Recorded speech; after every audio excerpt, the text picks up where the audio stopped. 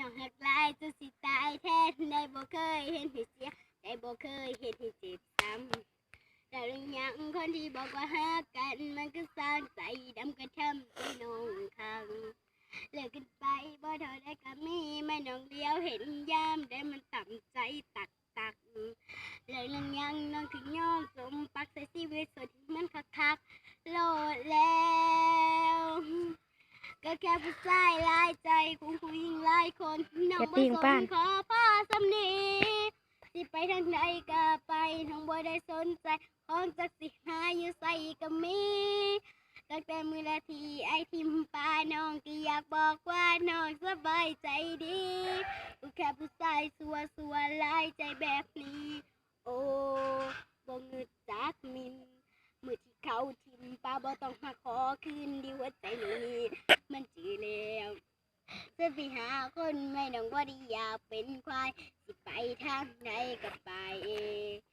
บ่อยากเว้ากับคนใจร้ายคนบ่จริงใจมันเสียเวลา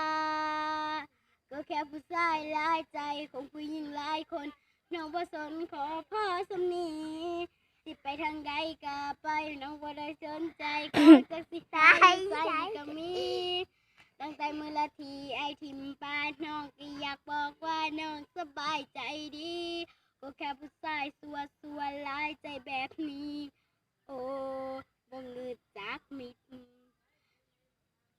มือที่เขาทิมปาบ่ต้องมาขอคืนดีกว่าใจหนูนี่มันจือแล้วฉันไปหาคนไม่ดองบ่ได้อยากเป็นควายไปทางใดก็ไปบ่อยากเว้ากับคนใจร้ายคนบ่จริงใจมันเสียเวลาก็แค่ผู้ชายหลายใจของผู้หญิงหลายคนน้องบ่สนขอพ่อสำนี